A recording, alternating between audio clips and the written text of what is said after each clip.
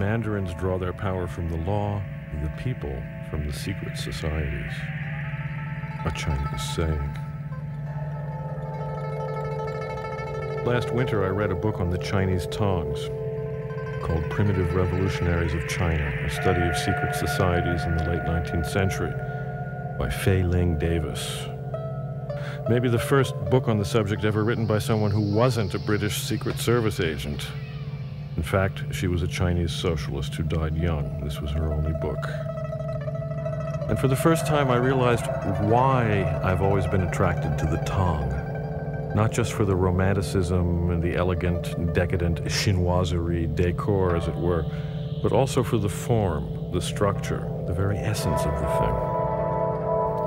Sometime later, in an excellent interview with William Burroughs in Homo Core magazine, I discovered that he too has become fascinated with tongs and suggests the form as a perfect mode of organization for queers, particularly in this present era of shitty-old moralism and hysteria.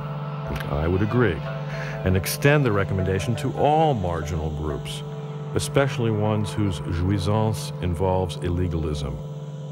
Potheads, sex heretics, insurrectionists, or extreme eccentricity, nudists, pagans, post-avant-garde artists, etc., etc. A Tong can perhaps be defined as a mutual benefit society for people with a common interest which is illegal or dangerously marginal, hence the necessary secrecy. Many Chinese Tongs revolved around smuggling and tax evasion, or clandestine self-control of certain trades in opposition to state control, or insurrectionary political or religious aims, such as overthrow of the Manchus, for example. Several Tongs collaborated with the anarchists in the 1911 revolution.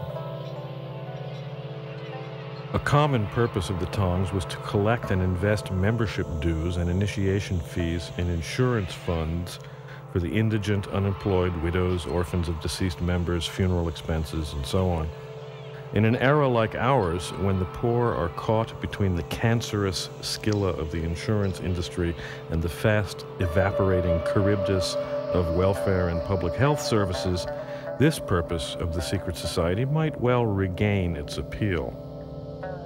Masonic lodges were organized on this basis, as were the early and illegal trade unions and chivalric orders for laborers and artisans. Another universal purpose for such societies was, of course, conviviality, especially banqueting. But even this apparently innocuous pastime can acquire insurrectionary implications. In the various French revolutions, for example, dining clubs frequently took on the role of radical organizations when all other forms of public meeting were banned. Recently, I talked about Tongs with PM, author of Bolo Bolo, published by Semiotext. I suggested that secret societies are once again a valid possibility for groups seeking autonomy and individual realization. He disagreed, but not, as I expected, because of the elitist connotations of secrecy. He felt that such organizational forms work best for already close-knit groups with strong economic, ethnic, regional, or religious ties, conditions which do not exist or exist only embryonically in today's marginal scene. He proposed instead the establishment of multi-purpose neighborhood centers with expenses to be shared by various special interest groups and small entrepreneurial concerns, craftspeople, coffee houses, performance spaces. Such large centers would require official status or state recognition, but would obviously become foci for all sorts of non-official activity. Black markets, temporary organization for protest or insurrectionary action, uncontrolled leisure, unmonitored conviviality, so on and so forth. In response to PM's critique, I have not abandoned but rather modified my concept of what a modern Tong might be. The intensely hierarchical structure of the traditional Tong would obviously not work, although some of the forms could be saved and used in the same way titles and honors are used in our free religions or weird religions, joke religions, anarcho-neo-pagan cults. Non-hierarchic organization appeals to us, but so too does ritual, incense, the delightful bombast of occult orders, Tong aesthetics, you might call it. So why shouldn't we have our cake and eat it too? Especially if it's Moroccan majoun or baba au absinthe, something a bit forbidden. Among other things, the Tong should be a work of art. The strict traditional rule of secrecy also needs modification. Nowadays, anything which evades the idiot gaze of publicity is already virtually secret. Most modern people seem unable to believe in the reality of something they never see on television. Therefore, to escape being televisualized is already to be quasi-invisible. Moreover, that which is seen through the mediation of the media becomes somehow unreal and loses its power. I won't bother to defend this thesis, but simply refer the listener to a train of thought which leads from Nietzsche to Benjamin to Bataille to Barthes to Foucault to Baudrillard. By contrast, perhaps that which is unseen retains its reality, its rootedness in everyday life, and therefore in the possibility of the marvelous. So the modern Tong cannot be elitist, but there's no reason it can't be choosy. Many non-authoritarian organizations have foundered on the dubious principle of open membership, which frequently leads to a preponderance of assholes, yahoos, spoilers, whining neurotics, and police agents. If a Tong is organized around a special interest, especially an illegal or risky or marginal interest, it certainly has the right to compose itself according to the affinity group principle. If secrecy means A, avoiding publicity, and B, vetting possible members, the secret society can scarcely be accused of violating anarchist principles. In fact, such societies have a long and honorable history in the anti-authoritarian movement, from Proudhon's dream of reanimating the Holy Vem as a kind of people's justice, to Bakunin's various schemes, to Durruti's wanderers. We ought not to allow Marxist historians to convince us that such expedients are primitive and have therefore been left behind by history. The absoluteness of history is at best a dubious proposition. We are not interested in a return to the primitive, but in a return of the primitive, inasmuch as the primitive is the repressed.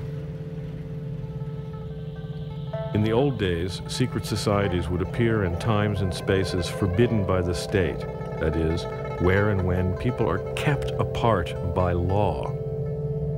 In our times, people are usually not kept apart by law, but by mediation and alienation. Secrecy, therefore, becomes an avoidance of mediation, while conviviality changes from a secondary to a primary purpose of the secret society. Simply to meet together face to face is already an action against the forces which oppress us by isolation, by loneliness, by the trance of media. In a society which enforces a schizoid split between work and leisure, we have all experienced the trivialization of our free time, time which is organized neither as work nor as leisure. Vacation once meant empty time. Now it signifies time which is organized and filled by the leisure industry. The secret purpose of conviviality in the secret society then becomes the self-structuring and auto-valorization of free time. Most parties are devoted only to loud music and too much booze, not because we enjoy these things, but because the empire of work has imbued us with the feeling that empty time is wasted time. The idea of throwing a party to, say, make a quilt or sing madrigals together seems hopelessly outdated. But the modern Tong will find it both necessary and enjoyable to seize back free time from the commodity world and devote it to shared creation, to play. I know of several secret societies organized along these lines already, but I'm certainly not going to blow their secrecy by discussing them here. There are some people who do not need 15 seconds on the evening news to validate their existence. Of course, the marginal press and radio, the only media in which this sermonette will likely appear, are practically invisible anyway, certainly still quite opaque to the gaze of control. Nevertheless, there's the principle of the thing. Secrets should be respected. Not everyone needs to know everything. What the 20th century lacks most and needs most is tact. We wish to replace democratic epistemology with Dada epistemology. Either you're on the bus or you're not on the bus. Now, some will call this an elitist attitude, but it is not, at least not in the C. Wright Mills sense of the word, that is, a small group which exercises power over non-insiders for its own aggrandizement. Immediatism does not concern itself with power relations. It desires neither to be ruled nor to rule. The contemporary Tong, therefore, finds no pleasure in the degeneration of institutions into conspiracies. It wants power for its own purposes of mutuality. It is a free association of individuals who have chosen each other as the subjects of the group's generosity, its expansiveness, to use a Sufi term. If this amounts to some kind of elitism, then so be it. If immediatism begins with groups of friends trying not just to overcome isolation, but also to enhance each other's lives, soon it will want to take on a more complex shape. Nuclei of mutually self-chosen allies, working, playing, to occupy more and more time and space outside all mediated structure and control.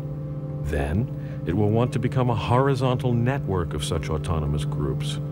Then, a tendency, then a movement, and then a kinetic web of temporary autonomous zones. At last, it will strive to become the kernel of a new society giving birth to itself within the corrupt shell of the old.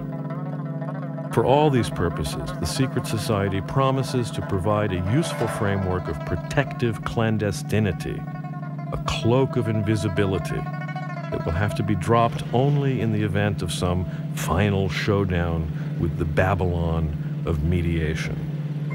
Prepare for the Tong Wars.